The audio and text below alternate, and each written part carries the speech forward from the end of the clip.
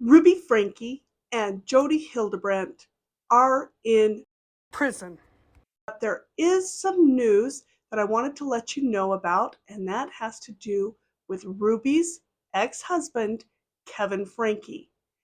Now, up until now, Kevin Franke has not spoken with the media.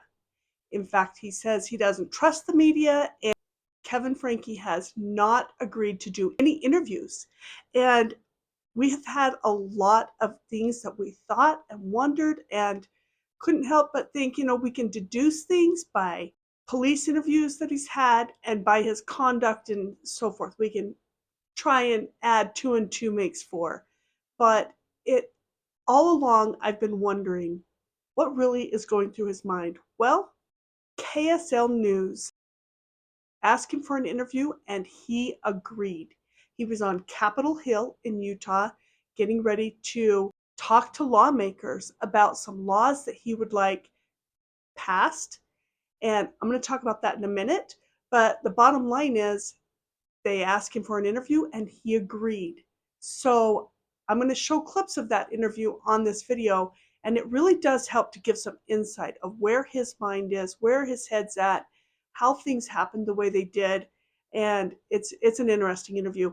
It was done spontaneously right on Capitol Hill. And so there's a lot of background noise, even though he had a microphone on him. It wasn't a great microphone. I don't think they had any anticipation to know that he would do this interview.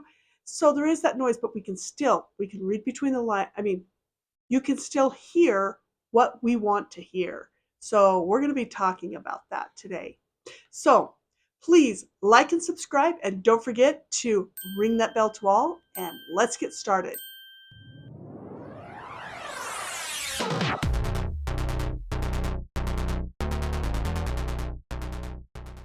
For those of you that don't know, Ruby Franke had 6 children, and she had a YouTube channel called 8 Passengers. At one point, she had 2.2 million followers watching her, and she chronicled the life of her husband, and her 6 children.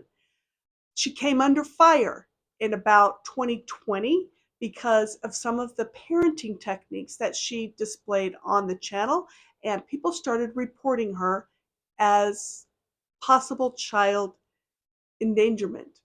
So that's when things started to come up. She eventually stopped doing her YouTube channel because of all the backlash, which apparently was 90% of their family income at the time. She then switched over to being a life coach. We're going to talk about more in a minute, but she became a life coach and she started a company with jodihildebrandt, or partnered or helped facilitate, getting people to know about it with jodihildebrandt, who is a licensed therapist. The two of them started teaching classes, and it's a whole rabbit hole. We'll talk about that in a minute. Ultimately, they were arrested and accused of endangering Ruby Franke's children, and they're in jail now. All along, I've been wondering, what was the story with Kevin, the husband of Ruby? Why did he allow this to happen? And is his story true that he just left the house and wasn't there for a year? We're going to learn it all. I initially had, let's just say, as I was doing deep dive into this Kevin Franke, Ruby Franke, jodihildebrandt story, I had less than favorable opinions about Kevin, because if these children are being, there's so many things I can't say on here, or YouTube will red flag me, but let's just say they're not given the food that they need, they're not given the care that they need. And where is the father in all of this? Why didn't he intervene? The oldest daughter tried everything to intervene, and he had nothing good to say about her. So the initial interviews that you see when the police are interviewing him, or when he goes to the police station to recover some things that the police took when they invaded his home, when they raided his home, he had nothing good to say about his oldest daughter, and he was still defending his wife. So because of that, and because of all the evidence that was out there, I immediately was suspicious, let's say, at the very least, of Kevin Franke. And now that we know more, I'll let you know what I think about Kevin. Now, initially, the jailhouse calls that he had going to his wife, he was still supporting her, telling her he loved her, he was there for her no matter what.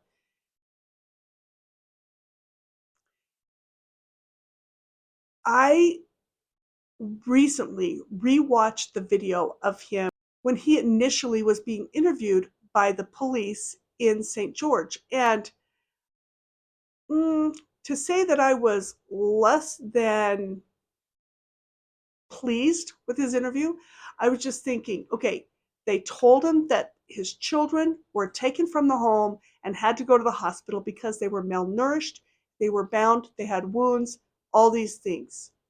And what does Kevin do? Seems like he's defending his wife.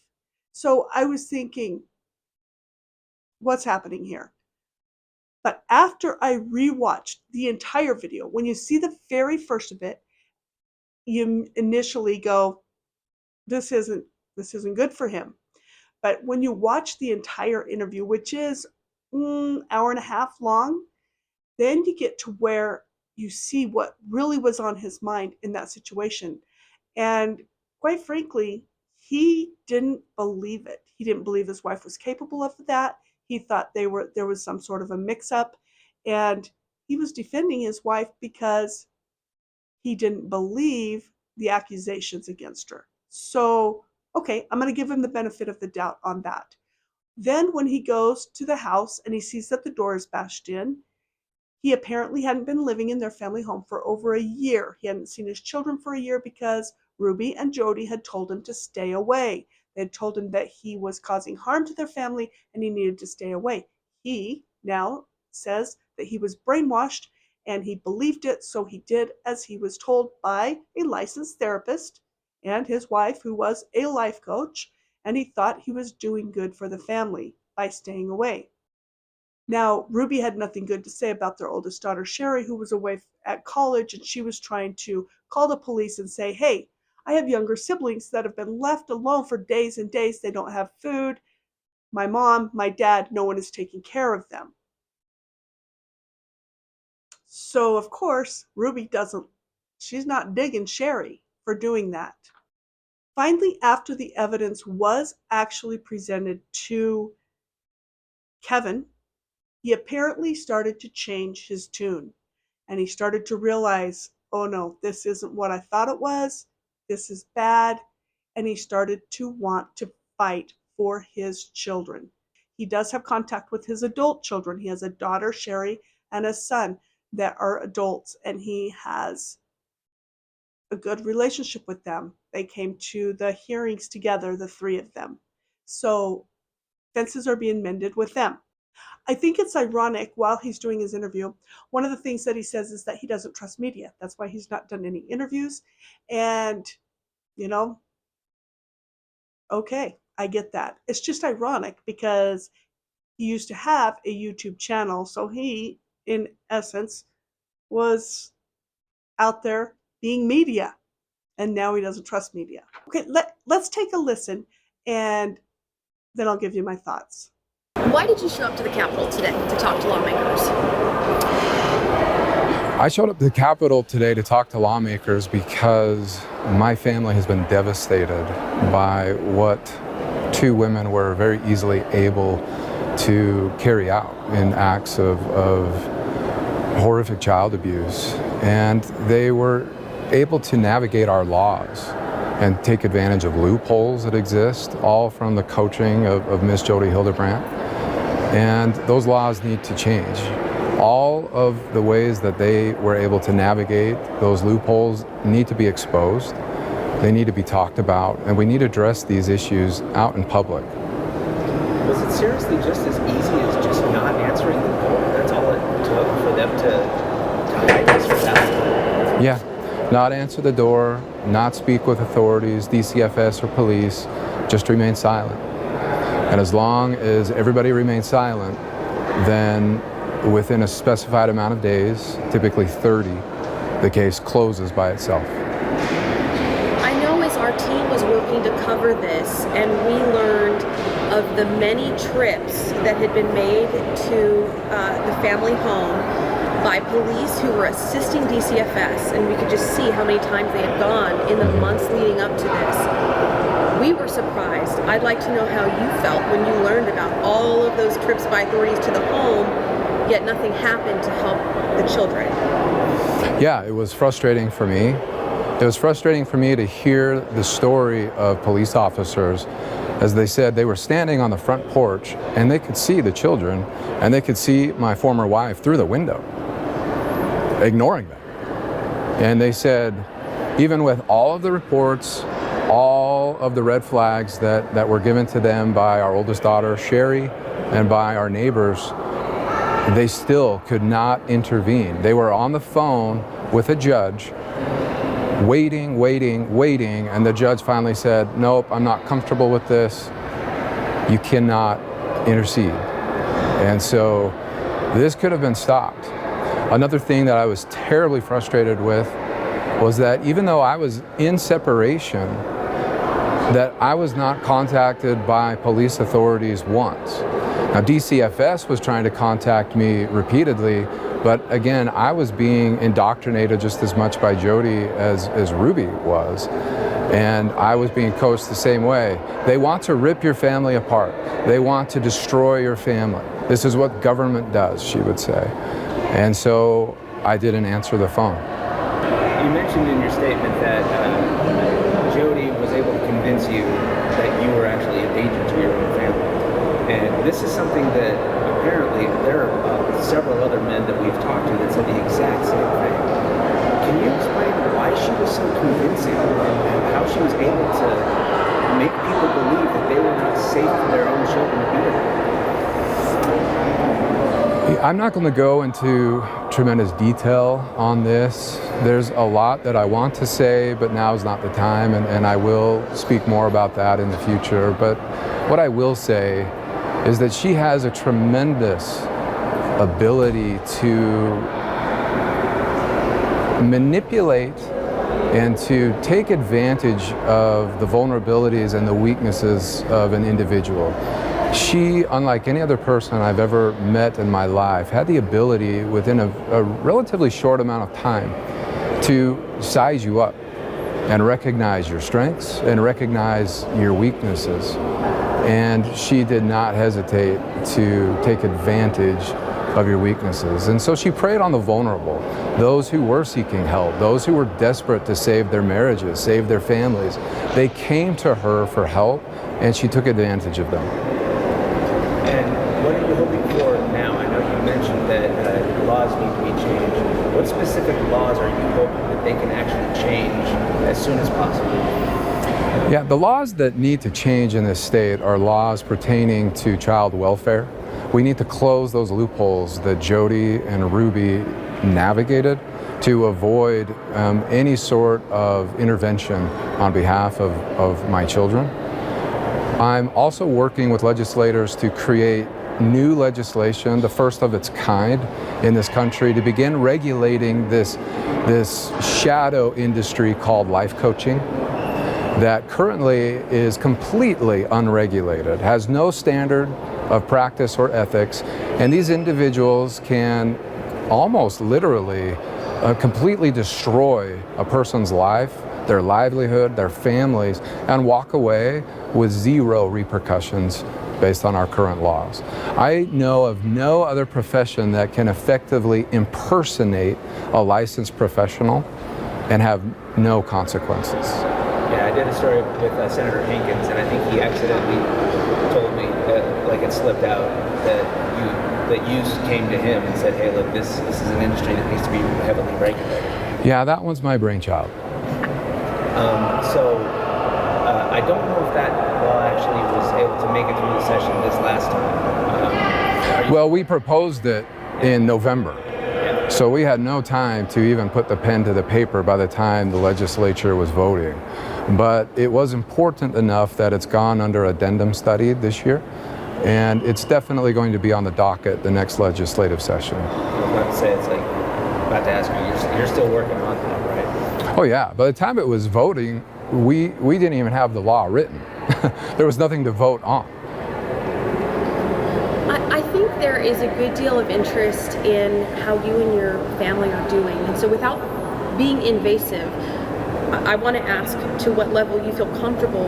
Are you able to share how you and your children are doing? I can state that we are struggling and working through the process of recovery.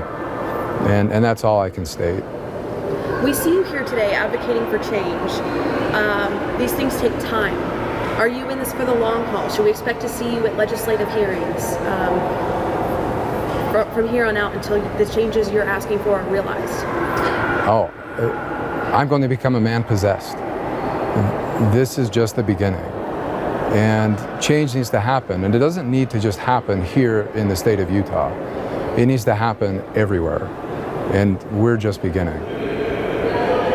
I also want to state and point out that one of the big reasons I'm here today is to call the legislature to perform a professional audit of DOPL. It's come to my attention, and I've learned over the last few months, several of the concerning things that DOPL knew about Jodi Hildebrandt and yet continued to issue her a professional license year after year. The only reason we even gave Jodi Hildebrandt any attention was because she was a licensed professional mental health counselor. And if she wasn't licensed, we would never have listened to her or given her the power that we did. Have you been given any indications on the likelihood that they will take action on these issues that you've brought up and the things you're calling for, such as an audit? To date, no. I don't have any indication how they'll respond other than the state legislators and senators that I'm communicating with appear to agree with me that what happened was egregious and needs to be investigated in a transparent way, and that needs to be shared with the public. I think we tend to have the tendency when we're in the hot seat to want to do it behind closed doors. And I think there are individuals in this state in positions of authority that really need to be exposed. And their actions and the things that they did and knew, we need to know about it so that it doesn't happen again. It's hard to quantify, I can imagine, but how much blame do you place on Jodi Hildebrandt, your wife, and the system? How does that balance out? Yeah, I can't give an equation for how I partition the blame. It's just a giant train wreck. When you approach a train wreck, you can't partition and say, well, this part of the mess was due to the wheel coming off the track, and this part of the mess was due to this or that. Kevin was asked, who does he think is the most culpable? Is it Jodi Hildebrandt or his ex-wife Ruby Franke? Notice he doesn't mention himself as being culpable. Is it because of DOPL that they did not take away Jodi's license when she was obviously being reported for abusive practices? Or is it because of loopholes in the child welfare laws? Or it's a combination of all? In my view and my perspective, it's all just a giant mess. I'll leave that to you, the reporters, the investigators, to do the digging and find that out. We asked the prosecutors down south, just like who is the more culpable party. You know, when two people have the same charges, they always determine one's more culpable than the other. And we asked them, and even they were kind of like hesitant to say which one is more culpable. So there's legal ramifications to that. There's legal ramifications to that for sure. I will say this, that if it was not for Jodi Hildebrandt, this would not have happened. We know that Ruby and Jodi will have parole hearings. I think last I checked, they were calendared for some time in September. Do you anticipate being active and going to those hearings and advocating for either continued incarceration or release? I anticipate advocating for my children's well-being, their recovery and their health, and whatever that entails, that's what I will do. You've talked about a couple different paths, the audit, trying to change the loopholes. Do you see these things as things that can be resolved within a session or a couple of sessions, or do you see it as more of an ongoing battle that will take years, I guess? That's a good question. I don't think that these are issues that can be resolved overnight. I think that it will take time, it will take a lot of discussion. And several of the issues that I raised in the statement, the joint statement that I shared from my daughter and I, are probably going to be pretty bristly to certain individuals in the state who advocate very strongly for individual and familial rights, which I'm an advocate for as well, make no mistake about that. There has to be a balance though, and there has to be accountability when lines are crossed. Were you satisfied with the answers that Tanya Myrup from DCFS was giving about when efforts are made to talk to a family that's not cooperating, their process, and then how they eventually close out the case if they don't have enough? Were you satisfied with what she told lawmakers? I believe that the response that was given was very factual. I think that she stuck to the current policies. I do think there was a little bit of dodging regarding the question that was asked. The question really is there more that can be done? Because literally, if all a person has to do is just not answer the door, is that the answer for all child abusers to avoid getting caught? Don't do your child abuse out in public and don't answer the door. Is that really the solution? Because that's what Jodihildebrandt practiced. That's what she taught my wife. And that's what worked. And that is the loophole that needs to be closed. I think my last question, when we think of how this came to light, I always just think about, oh my goodness, they were so close to being in a much worse situation when they finally got help. Do you have those thoughts of what if? Yeah, I have those thoughts of what if on a daily basis. It's part of the trauma and the post-trauma that I deal with. I'm incredibly grateful for the heroics of my son in saving his life, his sister's life, and probably his other sisters and our family as well. He truly was a hero.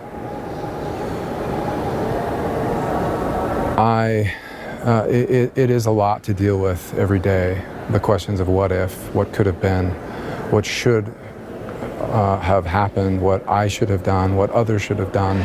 It haunts you. And it's my struggle and others to learn how to deal with that and to do what we can to make the best of our lives moving forward. And part of my healing is being here today to open my mouth, to put myself in this position that's terribly uncomfortable for me, but if I can make a difference, then I want to do that. Thank you for your time. And You're for welcome. sharing with us. Those are my questions. That's all I can think of, and you answered quite a lot of questions. Is this your first media interview since Yeah, this is my first interview. Since the sentence? Ever. Wow. Well, you don't seem like it's your first time. You did very well. I haven't wished to speak to the media up to this point. I have a pretty large distrust of media. I think a lot of people do. And the reason that I'm speaking to you today is not necessarily to talk about my story. My story will be told, and it will be told in all its detail in the future when the time is right. I'm here today to speak about these important issues. The committee from the legislature was meeting today, and this was the time. This was the time to speak. And so I'm here, and I'm going to do what I can to work with these legislators to make meaningful change in this state. I think it's interesting. Kevin is throwing blame towards the police and the DCFS that were called in to check on his children. But yet he admits that when the DCFS was calling him, he didn't take their calls because his wife told him not to. So I don't know. I think it's interesting. I wonder if the police even tried to call him or if he didn't take their calls. I mean, I don't know. I'm just saying he's throwing blame to them, and he wasn't taking responsibility for himself, at least initially. But the reason for that, according to him, is because he was also indoctrinated into Jodihildebrandt's rhetoric. He was believing it, he was doing what she said, and she was controlling them all. I think it's a very interesting thing because she was the licensed therapist. We know that this isn't her first family that she's ruined. She did horrible things to her niece 20 years ago and never had repercussions. She always was above the law. She was able to manipulate her way around. But Kevin did say he will explain more in the future. He is going to be doing additional interviews, but right now he's on Capitol Hill and he wants to help get some laws changed. He even says he is now he believes in his cause so much that he is a man possessed. He will not stop until he gets some major changes, not only in Utah, but hopefully across the country. And the question is, what changes need to be done according to Kevin? And after watching his interview, I realized he's on to something. This is something that we should all be talking about, and we should all be writing to our senators and seeing if they can get changed. What that is, let's listen. I prepared some remarks, and I've shared those with Representative Watkins, and so I believe if she has not done so already, those remarks can be made available to you upon your request. Would you make sure you introduce yourself? Yes, I'll be happy to do that. Good morning, Representatives. My name is Kevin Franke, and I am the former husband of convicted child abuser Ruby Franke and a former client of convicted child abuser Jodihildebrandt. In July 2022, I was led to believe by Ruby and Jody that I was selfish, narcissistic, enabling to my children, lustful, and a significant danger to my family. I was convinced by those women and others from Jody's organization named Connections with an X that to save my family, I needed to immediately leave my home and family and live in a no-contact separation for an unspecified amount of time. For over 1 year, I remained in complete isolation from all but Jody and some other of the men who participated in Connections, who were in similar situations, I'll add. Since Jody's and Ruby's arrest on August 30th, my children and I have been in the process of reunification. It's been difficult and painful, this process of healing from this trauma and this tragedy. I'm speaking today to you, representatives, on behalf of myself and also my adult daughter, Miss Sherry Franke, who could not be here with us this morning, to share our joint thoughts regarding child welfare laws and the standards for professional licensing in this state. Ms. Jodihildebrandt, a professionally licensed mental health counselor in the state of Utah, knew the Utah child welfare system like the back of her hand, including its rules, its limitations, and its loopholes. Jodi convinced my wife that the government wanted to rip religious families like ours apart and indoctrinate our children with secular teachings. In the aftermath of my wife's and Jodi's arrests, I've come to learn that Jodi masterfully coached Ruby in navigating the child welfare loopholes in this state. In a nutshell, all they had to do were three things. One, keep the children isolated from the world. Two, ignore all the phone calls from DCFS caseworkers.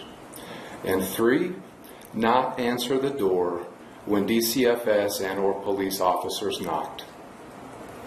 That's it. Those three things were all that were required for all of the train wreck that you've seen play out in the media over the past year. Because of the complete isolation of my children, there was not sufficient evidence based on our current laws for government to intervene despite the clear red flags recognized and reported by our close friends and neighbors and family as well. This allowed Jodi and Ruby to emotionally and physically terrorize my children behind closed doors, even while those who were the closest to the situation were screaming repeatedly to authorities for help. And those authorities claimed to be powerless in the situation to intervene. Representatives' laws need to change in this state. First, we are asking you legislators today to begin changing the laws in such a way that reported red flags from multiple individuals close to children, namely friends, neighbors, and family, be considered sufficient merit to take children into temporary protective custody without additional evidence of child abuse. Perpetrators of child abuse rarely commit such acts out in public, but behind closed doors. These individuals should no longer be able to hide child abuse by simply ignoring the phone calls and the door knocks from DCF caseworkers and waiting the obligatory 30 days before the case is closed. Second, laws regarding emotional abuse need to be created and or improved in this state. DCFS caseworkers recently told my daughter Sherry that they have never once removed a child from an abusive home due to emotional abuse in this state. Despite being much more rampant than physical abuse, emotional abuse is poorly defined by our current laws. Third, Utah laws need to become more clear, defined, and punitive regarding child abandonment. Utah parents should no longer be able to leave their minor children at home alone for days unattended without consequences. Finally, we cannot allow religious extremism to be an acceptable cover and shield for child abuse in this state. Lastly, we call on legislators to ask some very important questions regarding how Ms. Jodihildebrandt continued to be licensed by this state as a professional mental health counselor, even after all that was apparently known about her by DOPL, the Department of Professional Licensing, since at least 2010. We call for a professional audit of DOPL regarding what it knew about Jodihildebrandt, when it knew it, and how it acted based on that knowledge. And we call for that audit to be transparent and shared with the public. A licensed mental health professional should not be able to just turn off the ethics and standards associated with his or her professional licensure by acting under the nebulous guise of something called a life coach. We know of no other licensed profession that allows such reckless behavior. Mental health professionals hold a powerful and sacred trust with people, usually the most vulnerable among us. And they should be held to a higher standard than they currently are by the professional licensing standards in our state. These conclude the remarks that my daughter Sherry and I wanted to make. I'd like child welfare laws and the loopholes that are involved with them. It is crazy to me to think that you can get a call, the police can get a call, child welfare can get a call saying there's abuse happening in the house, young children are left alone for days on end, and they go knock on the door, and if no one answers, they can't enter, they can't do anything about it, they can't investigate further. That's terrible. And I think about so many different cases that we've seen over the years where tragedy has happened for children. Children are not being protected as long as things are done behind closed doors. And if they don't go out in public where people can see what has been done to them, it's virtually impossible to prosecute. The judge wouldn't allow them to go enter the home. So there they are, peeking through the window, looking at them, but they don't answer the door. They don't talk, so nothing can be done. That needs to change, no doubt about it. Okay, then let's talk about life coaching. Unbelievable. I have a new thing popping up on my Facebook every other day from people trying to get me to subscribe to their life coaching seminars or whatever. What's their schooling? Minimal at best. I don't know. What do you think? What do you think about life coaching? Do you think that it is a danger to society, or do you think it's just, if it's mental health, it'll be fine? I'm curious what your thoughts are. Comment below and let me know. The other thing that Kevin brought up was the Utah Licensing Commission. It's called DOPL. And apparently there had been reports about jodihildebrandt that had been given to them. And somehow they were overlooked. And he asked that there be some sort of an audit so that they're accountable. Why did they overlook it when there's a child endangerment, accusations or misguided therapy sessions, and she's causing families to break up, etc., and yet she still continues to have a license? That's a good question. I think it is interesting that when Jodi was initially arrested and Ruby, they both tried their best to just be silent because that's what's worked for them in the past. But this time they were in a predicament because the son got away.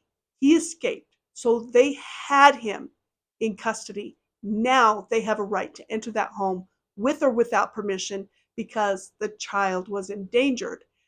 And so Jodi did not love it when they pushed on through and got into the home and started searching for the other child. Jodi had the shock of her life.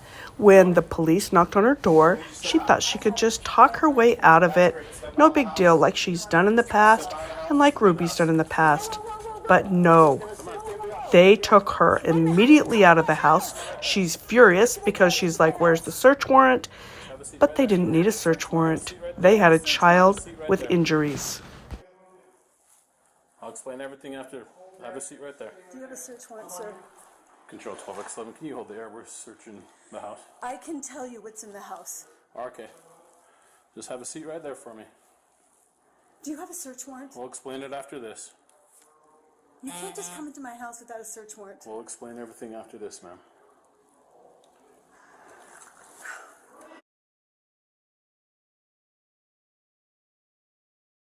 Okay. Well, that's one of the reasons why we're here. So we'll explain after everything's done, after we clear the house and make sure everything's fine in there. But why are you coming into my house without a We'll search warrant? explain it after this. But that doesn't make sense. You come into my house and do what you want, and then you tell me you don't have a No, warrant? we'll explain why we did. But don't you have to have a warrant? Not at this moment, we don't. We're here on exigent circumstances, and I'll explain it after this, after my sergeant and the officer are done clearing the house.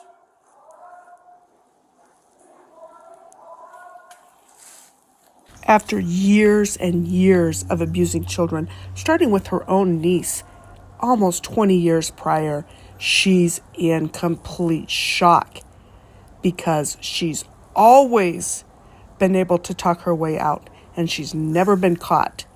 But Jodi, your time, the gig is up. But there still is the argument. If that sweet little boy hadn't escaped and gotten away, things that would have happened to him, according to Jodi and Ruby, There's a little girl. are beyond belief. And that is why laws need to be changed. There needs to be a way to enter a home even if there's suspicion of abuse. That's the legislation that Kevin Franke is trying to get changed. The laws he's trying to get changed. The police were able to find the other daughter locked in a closet in the home. And again, there's no chance Jodi was going to let them in. So if they weren't able to enter, they would have never found her. And yet another ironic piece is when Jodi is annoyed that they pull her out of the house. And yet, when you think of all the things that she and Ruby were doing to the children, oh boy. When the police find the little girl, they think she's a little boy because her head is shaved, one of her punishments, and it takes her 4 hours to leave because she's so afraid. She's afraid of the police because she's been told they're the bad guys all her life. She's afraid to eat. They give her some pizza and a drink, and it takes her a long time before she will even eat it. That's what kind of fear she was in. Talk? Okay. There's nothing at all you want to talk about at all? The first responders did not want to traumatize her anymore, so they let her go at her pace. After 4 hours, she finally got up and they were able to take her to the hospital. Was this your water? It's yours if you want it. We'll say that. How's that? We also have snacks if you need anything to eat. Ruby was shown kindness. She was given water and offered snacks. Certainly not things she offered her own children. Watch her odd behavior as she does her best to remain silent, working so hard to remain silent that she comes across as, well, an idiot. So I know I introduced myself to you earlier, but my name is Detective Bates, and this is Sergeant Tobler. We're just here to talk to you about kind of a few things involving your kids. So first, do you live down here, or?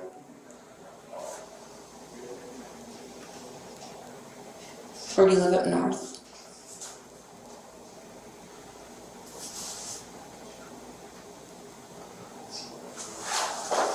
Do you want to talk to me about where you live or how many kids you have?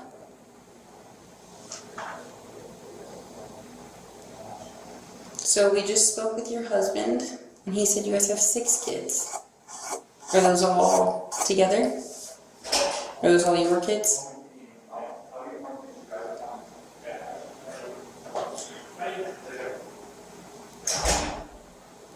I can wait all day, so it's up to you if you want to talk to us about what's going on.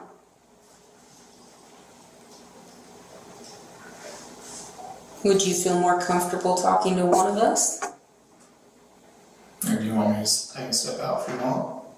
Or if you feel more comfortable talking to him, I can step out. I'll wait till I have a lawyer. Okay. Okay, so she's not a complete imbecile. She knows what's happening. She's just choosing to remain silent. But why not just say that? I'll wait till I have a lawyer. Okay. So you don't want to talk to us at all? Would it really have changed her case if she just said, no, I'm not going to talk to you, I'll wait for my lawyer? No, she just sits there blinking, looking like an imbecile. Do you want to answer that? You don't want to talk to us about anything?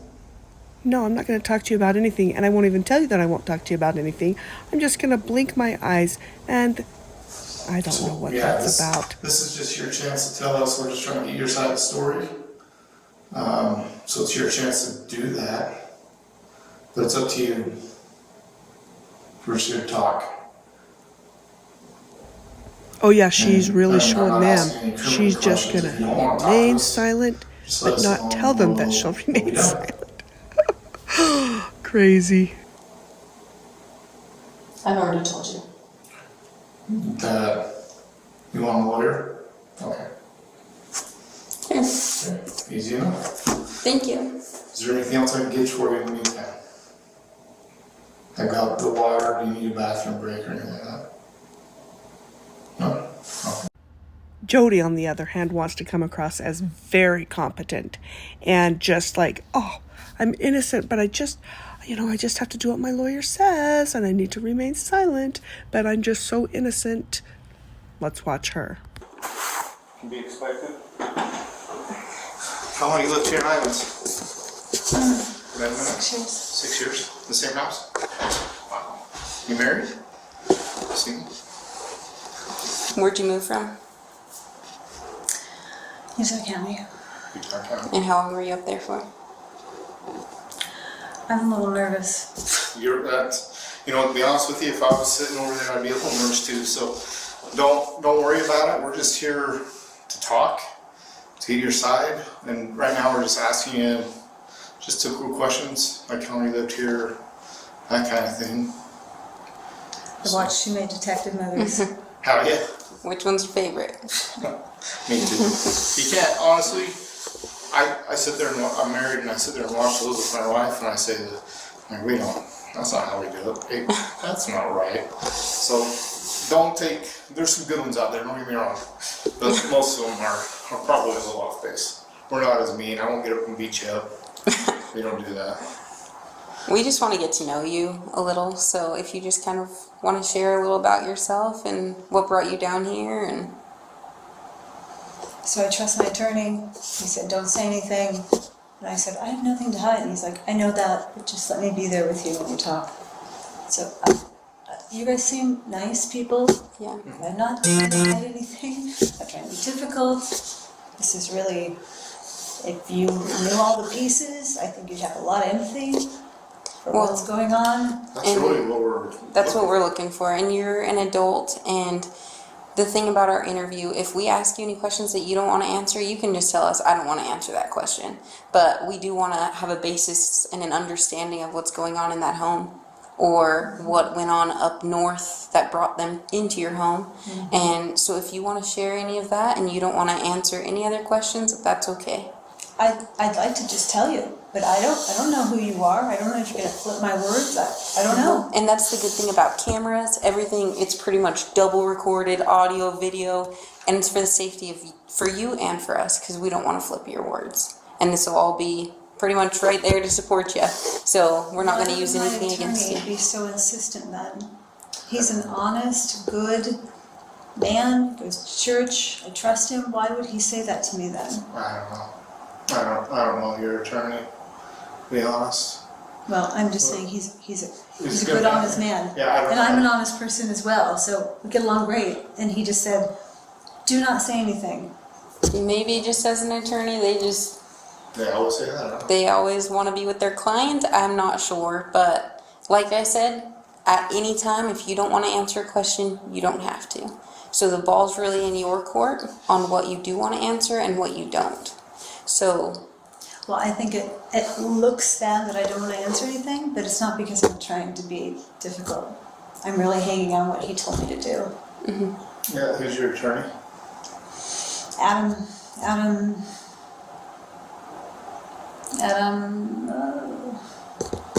his father's an attorney, his brother's an attorney. Is he local? Yeah. Is it? Oh, I don't know. He's on the street where the town hall is. Well, They all have the same name. the whole reason we're sitting here today is there's a lot of questions we have that we just maybe misunderstandings that we just need to clarify. And I know, and I'd love to tell you if you were here, because I don't know. I don't know what's going to happen with what I say. You know, I'm a psychologist. I've watched people flip things all the time. So I get it. I sit on your side. I get it. I wish people didn't do that, but they do. Well, if you're not willing to answer any of the questions about yourself, would you be willing to answer any questions maybe about Ruby or Kevin that you could help us understand? We just honestly want to understand what their dynamic is, what happened to the children, what caused their separation. Right. And after talking to Kevin, it sounds like you know a lot about their dynamic and their relationship. So if you could help us understand that at the least, that would be awesome. And that's nothing incriminating towards yourself because it's not pertaining to you. So if you could help us understand that. Jody, we're going to do this. You asked for your attorney, and we'll leave it at that. We'd like to maybe talk to you later when you have your attorney here present. Absolutely. And we'll go He down made an there, okay? appointment at 4 He on made Friday. an appointment Here.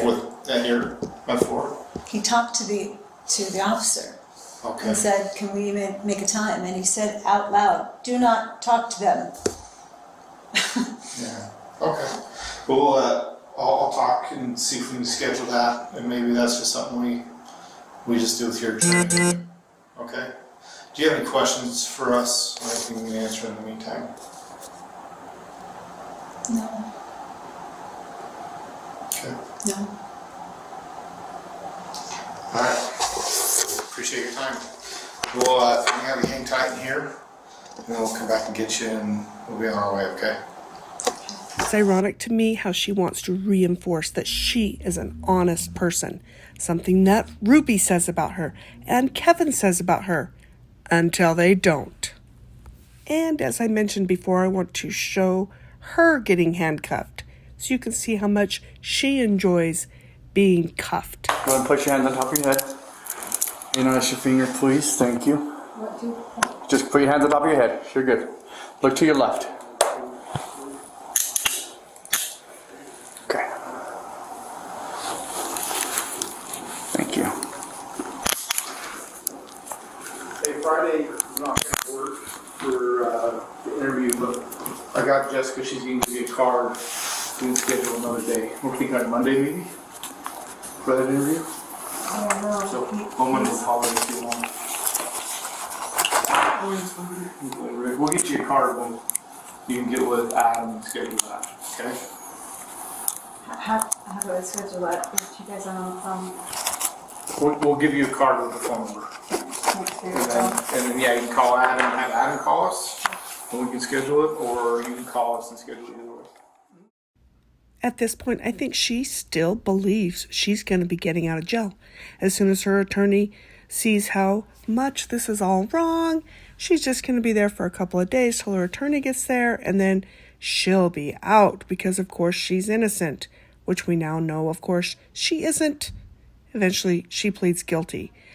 But nonetheless, let's just think about this. How much she would bind the children down.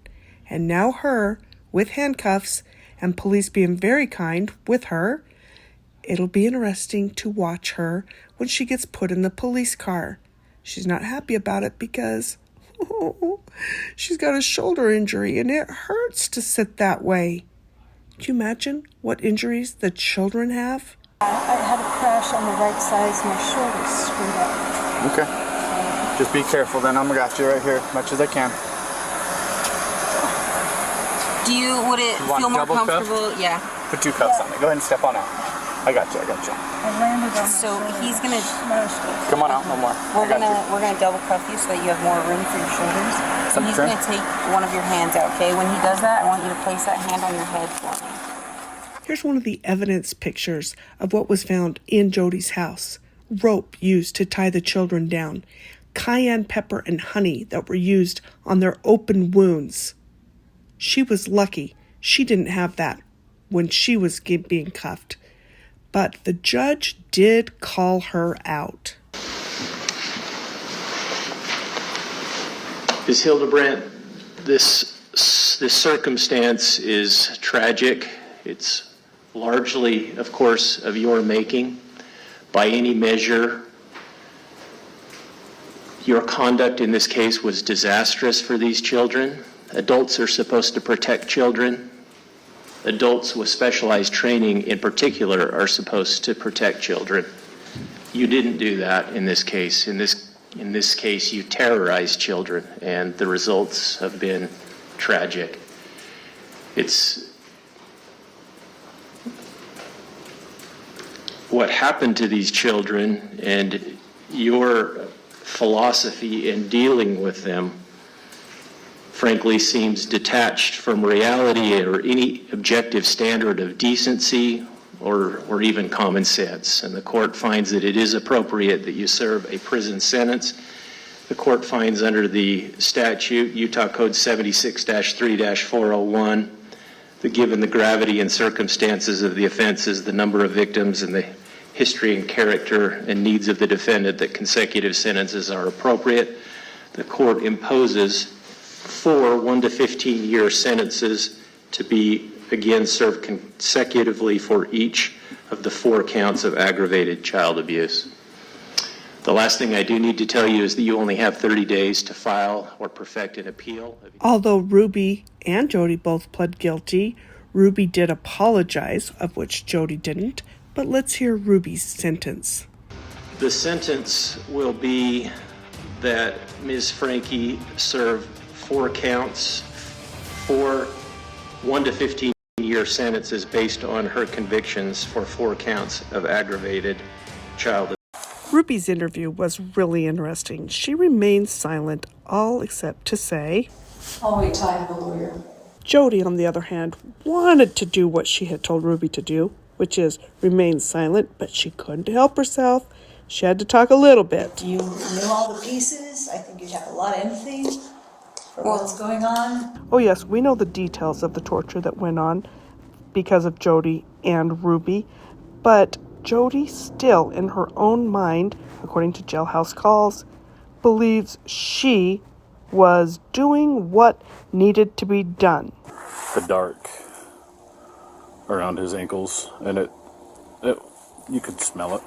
But the problem with Ruby and Kevin's argument that all of this was because of Jody doesn't really hold up, because they had a YouTube channel, 8 Passengers, and the type of parenting that Ruby and Kevin were doing on 8 Passengers brought a lot of people concern long before they started off with Jody. And my kids are literally starving. I hesitate to say this because it's going to sound like I'm like a mean barbarian, but I told the kids, I said, I'm not even going to let you eat breakfast until you get your chores done. Not to mention 7 months of sleeping on a poof pillow without a bedroom as a punishment to one of their sons. I think it's interesting to watch Ruby as she's being handcuffed, or Jody for that matter. Neither one of them liked being handcuffed and seemed to be bothered by how sore it made their wrists. But when you watch the cam video, when Ruby's son escaped Jody's house, when he went to the neighbors, you see that that poor child was bound for a long time. And of course, Jody and Ruby blamed the sores on his ankles and arms on the fact that he thrashed about and he's the one that caused the injuries. If he would have just laid still when he was tied down, he wouldn't have had these horrific injuries. So they lay the blame on him. Even as the first responders are talking to RF about his injuries, he's afraid to tell, and he thinks it's his fault. Get the ropes on you. Who did them? You're not in trouble with me, okay? We're just trying to figure out what's going on. Our main focus right now is you. That's what it took. The poor child had to save himself because the way that our system is set up, there was no one going to save him. Not his father, not the police, not the child welfare services. no one was going to save him. He had to save himself. Certainly not his mother or his therapist. So as I put together all the pieces to this puzzle that I now know, I do have a different opinion about Kevin. I've always had him as a question mark out there, like, why didn't he protect his children? And even he is now admitting he should have done more. He was manipulated into doing what he did, but he should have asked questions and, whatever. So I'm starting to have a tinge of compassion towards Kevin, and good for him. He's fighting for justice. He's fighting that no other child will have to go through what his children went through, and he's working to get laws changed and people to be held accountable, even himself. It's hard because so many of us want to protect our familiar rights, like our rights to raise our children as we please, as we see fit. We don't want government intruding on that. And I get it. I get that. But sometimes you have to give up a little in order to protect the innocent. And if you have nothing to hide, you shouldn't be afraid to let police come through your door to investigate if some call has come in about you and your parenting. How crazy is it that you could literally get past child welfare and your case would be closed if you just don't answer the door? That's insane.